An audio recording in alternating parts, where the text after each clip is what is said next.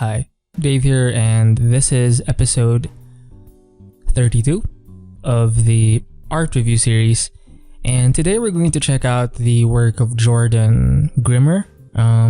He is a concept artist based in London, UK. And I think he works at EA Industrial Toys, so alright. He does focus more on environments. I did notice that in his portfolio, and I believe I did discover this guy in YouTube. He does have a lot of process videos, and I do recommend you check out this channel and subscribe there. I will be linking all the relevant links in the description below the video. And let's explore his portfolio. And again, he does focus more on environments. And usually whenever he does his characters, it will almost always be in this kind of scale, very small. Because obviously that's not the main focus. And I do notice he does more kind of epic kind of views, very epic kind of scenes. Generally, he does quite a few of fantasy and sci-fi types of work. And he does have kind of different styles, but I think he does have a similar process when it comes to his layering, or even when he starts out painting. He'll focus a lot on the big shapes, determining the foreground, the background, and he does have an organized way of painting, kind of painting in Photoshop. He isn't like Feng Zhu, because Feng Shui is more kind of direct, right? And he doesn't really use a lot of layers. And I feel like I'm more of a Feng Zhu compared to Jordan Grimmer. And Jordan Grimmer is also not a John Wallenberto, because John, if you check out John's work, lots of layers, very unorganized, but it still achieves, it still gets the concept out, and you get a very, very nice piece of artwork. But yeah, Jordan Grimmer I think is a bit more organized, and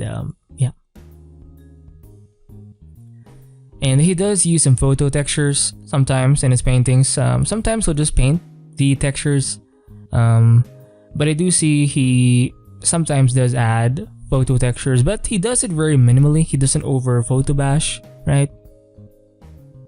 He determines most of the main silhouettes and everything in the beginning, right? And then if ever, he'll add a nice photo to kind of help with adding details, right? And again, with this character, very small, and it's almost always in accordance to the main kind of environment, right? And here you can actually see his lasso tool work. He does use the lasso tool a lot to kind of help determine the silhouettes. And I'm not exactly sure if he uses a kind of a screen display tablet or just a simple graphic tablet, but it is very interesting. And I think I did he is kind of his own artist. I'm sure there are quite a few artists that have a similar kind of approach, but I think he is the best in this kind of thing, using the lasso tool and then painting within that kind of form. It is pretty common, I would say, but I think he is kind of the best at when it comes to environments, right? And even in this environment, you can see some texture here, obviously photos, but again, he doesn't overdo it, right? For example, in the background, as you kind of go further away from the main kind of focus, you don't really need to add that much texture or even detail, and it's pretty much left as a kind of silhouette, right? So yeah, cool stuff. And I think he did experiment with a few of his concepts, kind of a triangle based kind of rendering style, kind of vector like in nature, but he was still able to achieve or communicate an environment, which is pretty cool. I'm not sure how he did this, or how he achieved this kind of type of illustration, but very interesting.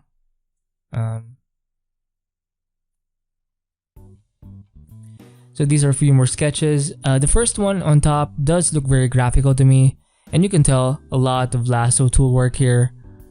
If you compare it to the second painting, or the painting below, this one is a bit more oily or gouache, right? You can even see in parts of the clouds and trees that he did use a mixer brush or maybe a smudge tool to kind of help blend the edges, right? And it does look more painterly that way, but I think he still used the same kind of process, this kind of organized way of painting with the whole, like determining the main kind of like the landforms, the mountains with a lasso tool, right? Very interesting kind of approach. And for the bottom part, I think it's not as painterly compared to the one on top. This one, you can tell that he did use a lot of the lasso tool to help determine the edges of this part here, this kind of glacier in the center, right? And kind of the mountain behind it. And you can even see from this kind of view, he did use some photo textures. And again, he didn't place it on every single part of the image.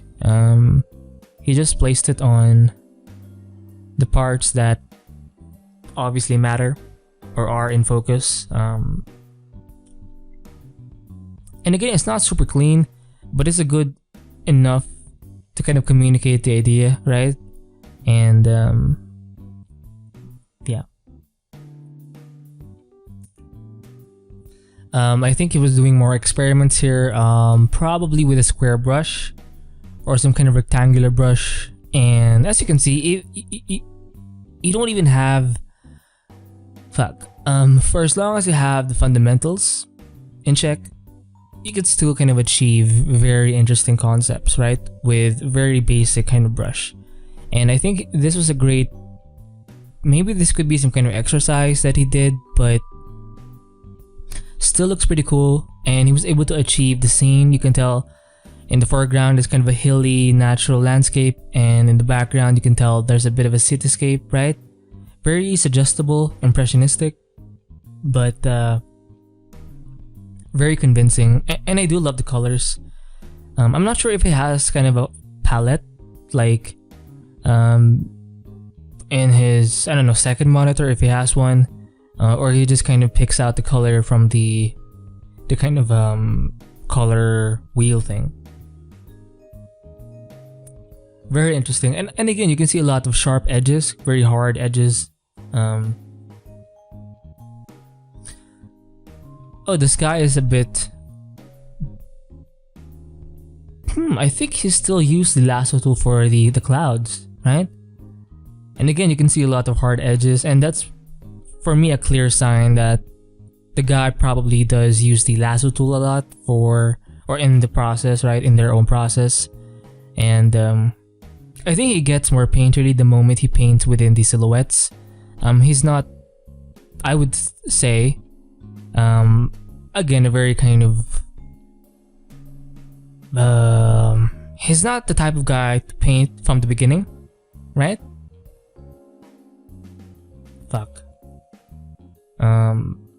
He's not Derek Zabrocki, because Derek Zabrocki is more kind of a painterly guy.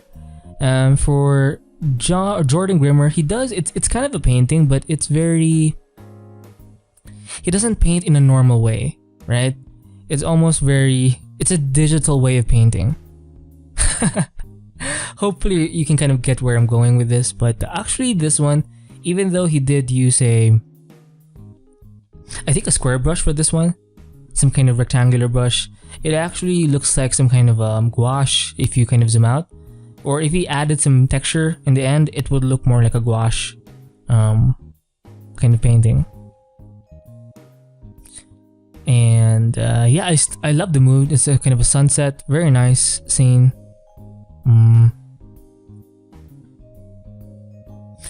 Oof, you can tell right here, lasso tool, right?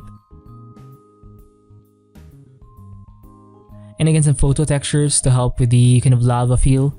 I think this is some kind of lava, perhaps. Some photo textures here, you can tell. Not sure what this is. This could be some kind of character. Um, Oof. Now he did kind of spend time. Spent time. He did spend time. He did spend time. Fuck. On this character, but again, it's super small. He's not the main focus. It's obviously this kind of this whole thing, right? And I guess he does sharpen it, or sharpen his paintings in the very end, because I can kind of see kind of a sharpness in the edges. Well done. Oh, this one's more of a neon cyberpunk kind of city. It's kind of empty, but looks cool, very futuristic. Oh, he does have a video of this, and I love how artists kind of show off the spacing in some of their brushstrokes or brushes, because by doing or by increasing the spacing, you're actually adding a bit more texture, kind of a default texture from. It's the type of texture that you can only achieve when using kind of digital mediums, where you can kind of adjust the spacing of your brush. It does add a nice kind of texture, right? For these parts right here, this could actually be some kind of custom shape. Maybe someday I'll do kind of a tutorial on custom shapes, because I do think Sparth does use a lot of the custom shape stuff, right? I think this part right here is some kind of photo. The mountain behind this kind of glacier is, yeah, you can tell, lots of custom shape use. But again, look how he was able to achieve. I do recommend you check out the videos, because he doesn't do voiceovers, but just by watching, you'll be able to kind of get the gist of his process. And if you were to do this kind of boldly, like with just painting, it may actually take a while, I think. Because here you can make a lot of adjustments along the way if you're kind of good with organizing your layers and stuff.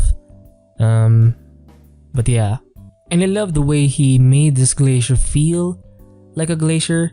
This kind of glowy blue part of the ice, kind of blue-green in the bottom. Very kind of natural looking color scheme, right?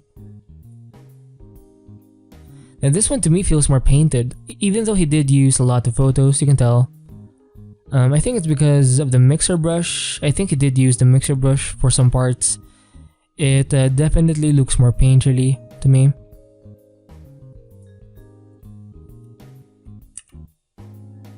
Another castle scene. Yeah, this feels more painted. You can tell some photo textures here. But it is well blended, so pretty cool. And he did leave the sky kind of vague, very suggestible, very impressionistic.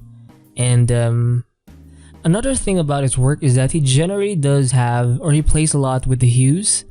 And I guess that's one of the reasons why his paintings look so vibrant, right?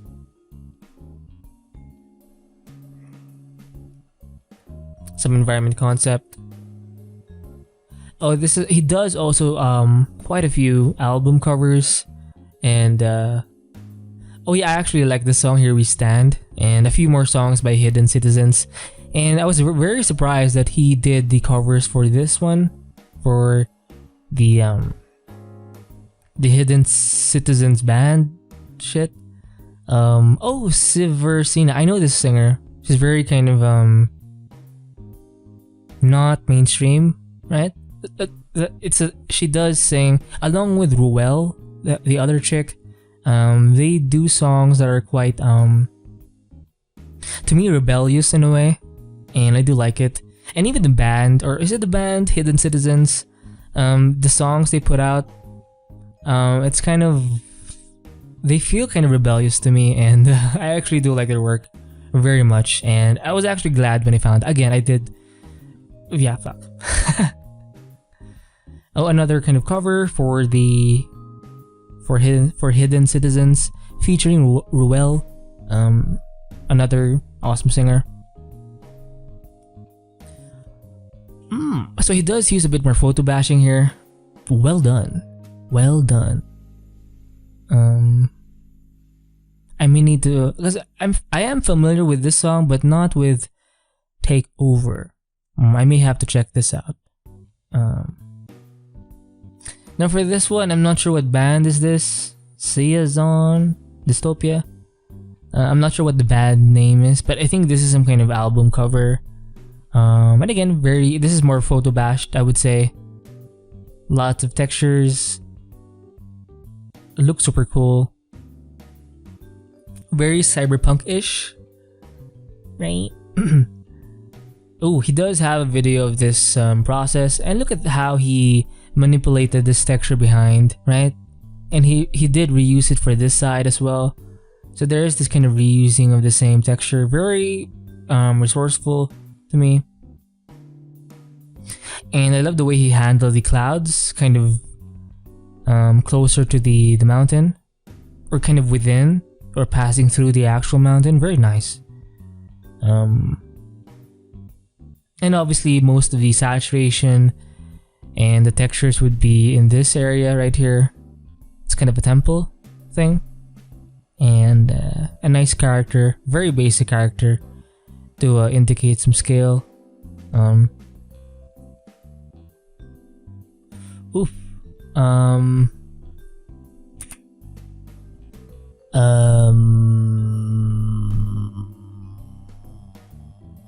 Again, lots of lasso tool use. This one feels more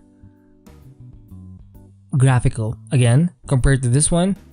I mean, he did use the lasso tool obviously for the clouds, the mountain, right? And these parts of the kind of plains. But it feels more painted, I guess, because of the kind of variety of textures. He probably did not paint a lot of it, but maybe some basic big strokes, but a lot of it is just textures. And you can see it. I look at how much you can do with just with using like this kind of approach, because I think he can achieve way more environments in less time by using his approach, compared to being like kind of starting from beginning with like a line sketch and everything. I think this is way more efficient to me. For example, this thing right here, again, it's very similar to Sparth. Sparth is a little different, not as textured. He doesn't use a lot of photo textures, Sparth, compared to Jordan Grimmer. I do like this bottom thing. This one does feel more graphical. He did add a bit of texture in the sky, kind of an oily canvas texture, right? And I love how he left the shadow kind of just one singular, almost one value. It's kind of bluish, or he left it at one value.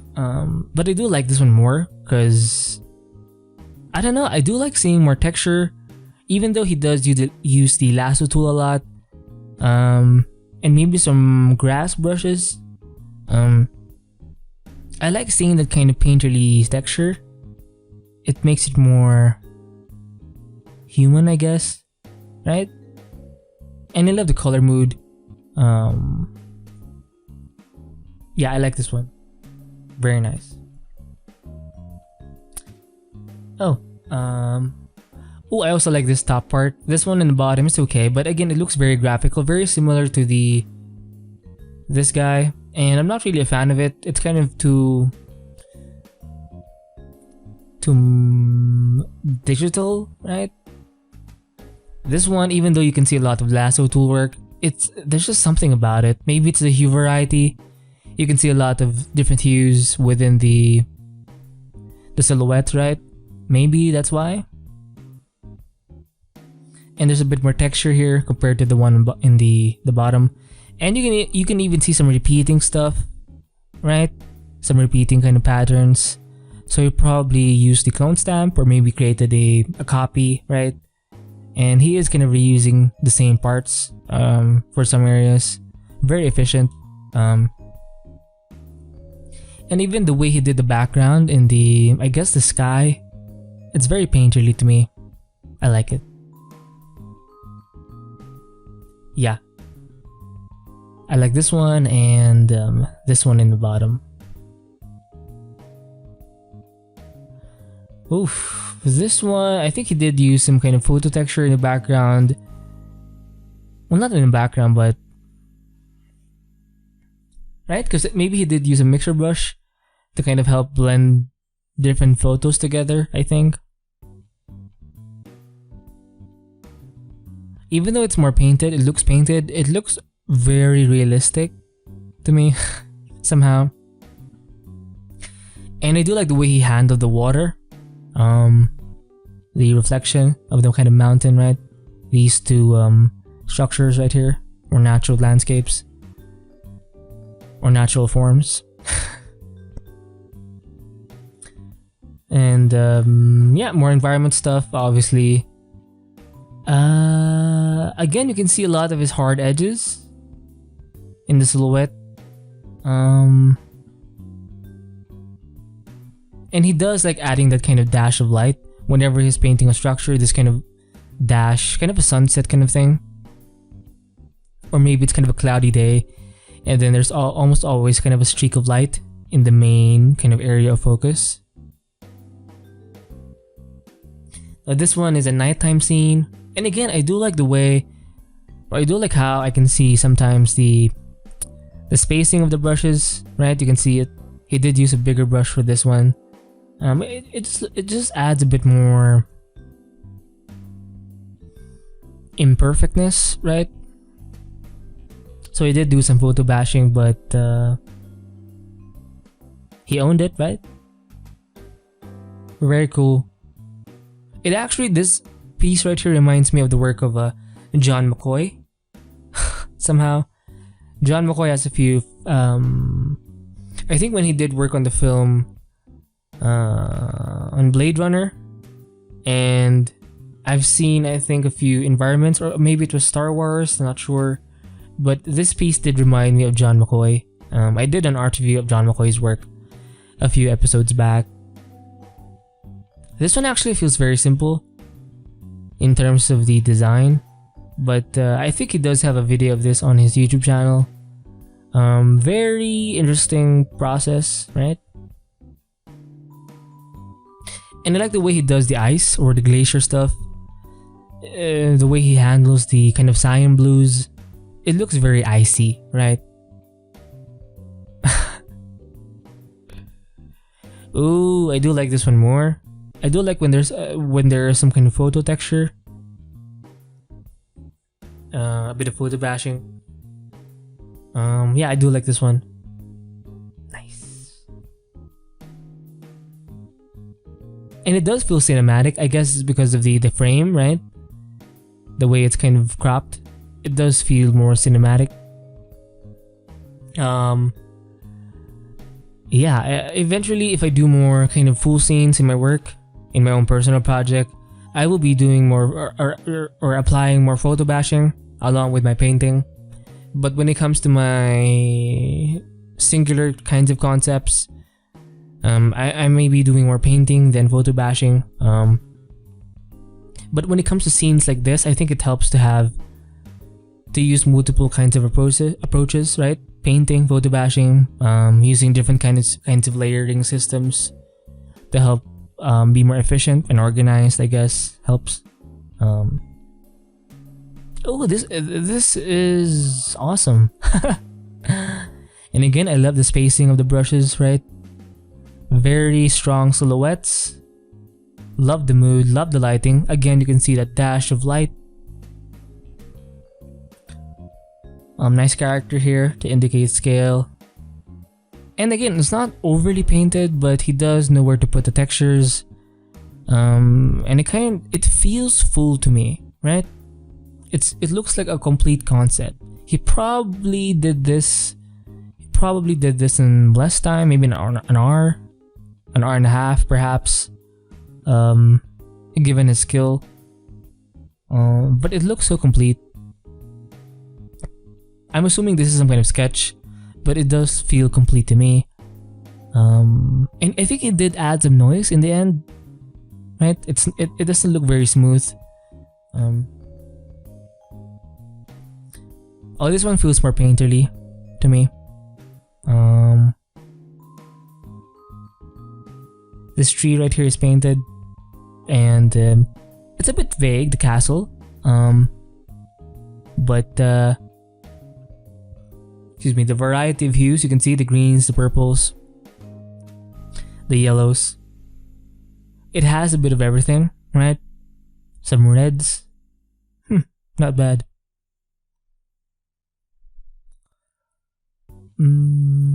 Okay. Ooh. Sometimes I have seen him use a lot of big brushstrokes whenever he's starting out a painting, and you can see it in the sky, the clouds. I like seeing that. It just feels more. It has an appeal, right? It has an appeal. Nice castle design. Again, some hue variety. He does desaturate this part a bit. It doesn't really have a lot of saturation. So he does want you to focus more on this side. Makes sense. A guide to indicate scale. Nice touch. Oof. This one's way more sketchy, but I love... This one actually feels more painterly and sketchy, but more painterly. Because I can see a lot of the big strokes, and I do like seeing big brush strokes. It's going to look more confident and bold if you use like bigger brush strokes, or at least leave a few to see kind of in the end of your kind of illustration. If you can leave out or show off some of the big brush strokes you've done in the beginning, I think it does help.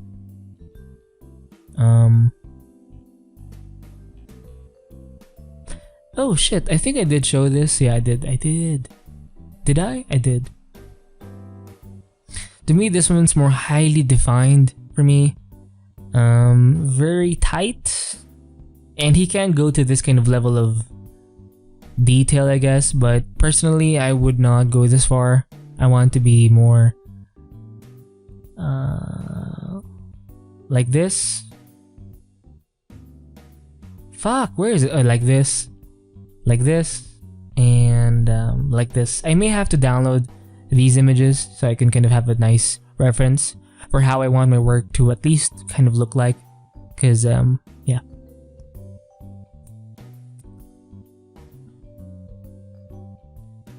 Oh yeah, he did another cover for Hidden Citizens Revivals. This could be some kind of portal. Nice. More photobashed, compared to his more painterly stuff. This one's way more painterly. It's very kind of loose here in the foreground, but it does get slightly sharper and tighter along the kind of road, and of course the kind of archway here. Well done. Oh, and you can see, I did see a photo, a video process of this on his YouTube, I think, yeah. Oh, some textures here, and he did use the same photos again and again. And I think this is a great kind of reminder for me, because I can often spend too much time just finding the right reference photos, and I can have an entire library by an hour, by the end of an hour, and I usually don't even use most of it. Like 99.9% of the, well, not really, but I think 90% of the photos I won't actually ever use, because I tend to use the same thing again and again. So I do need to tone down and be more efficient with my time, right? And just pick a few photos to play with. I do like this one. Very painterly and sketchy at the same time. And I do like that kind of blend between the painterly stuff and the kind of photo-bashed textures. Nice. Lots of photo textures here with the mountain or with the rocks and stuff. But again, I'm not sure how long. Maybe this could have been done in 2 hours, 1 hour and a half or something. It's a solid sketch to do, or to make, or maybe less. Because he does render his videos in kind of the time-lapse mode, so I'm not sure if it does say how long it actually took, but I'm pretty sure it doesn't take too long, like 5 hours. That's kind of too much.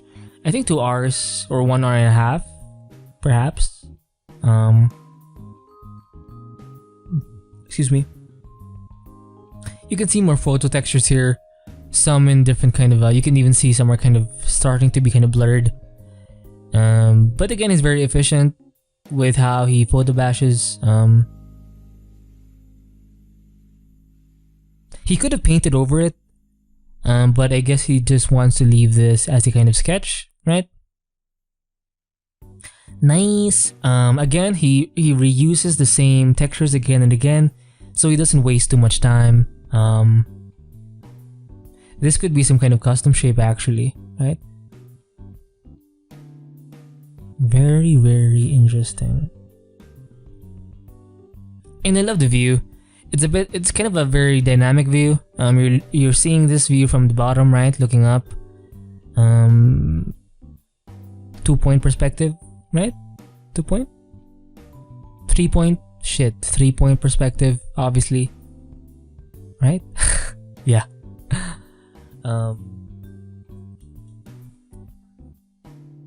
Fuck. Great sketch, painting thing. Oh, this one's more of a sketch. This one's more of a concept, like a presentable concept, right? Lots of hues here. Greens, yellows, light greens, blues, reds, oranges, pinks, purples.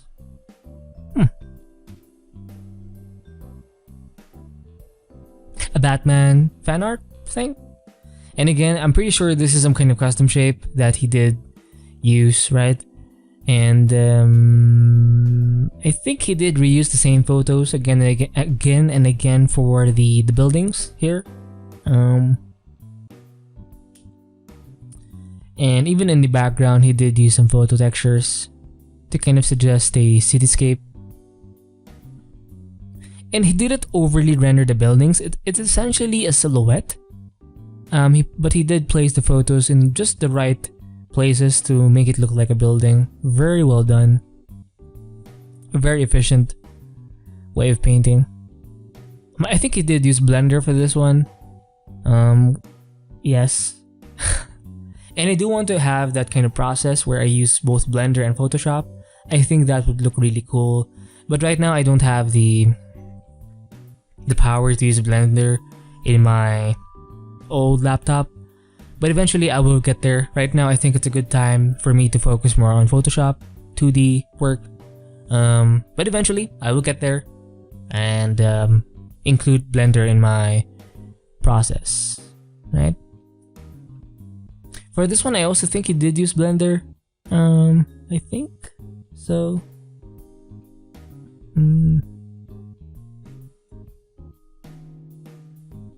Oh, some photo textures here. And I like how he just simplified this whole thing right here. Because obviously, even though this is in the foreground, it doesn't have to have a lot of detail. Because I think he's trying to make this the focus compared to this guy. He did add some photo textures here for the kind of rocky parts. And I do like seeing the kind of painterly strokes here. You can see it. He did do some very bold strokes, right? Very interesting.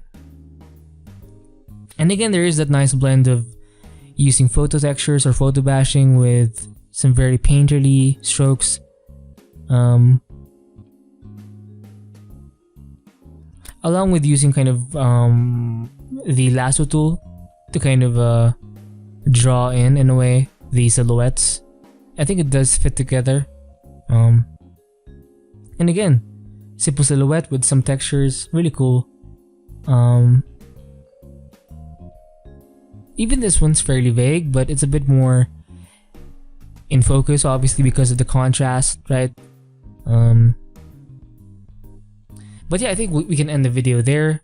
So that is Jordan Grimmer for you. I hope you enjoyed this episode of the Art Review series. And yeah, do subscribe to his YouTube channel. I would recommend you check out his YouTube channel. He does have a website. He does have an ArtStation. Follow him on ArtStation. I believe he also has an Instagram. Again, I will be linking all the links in the description below. Keep painting and stay free.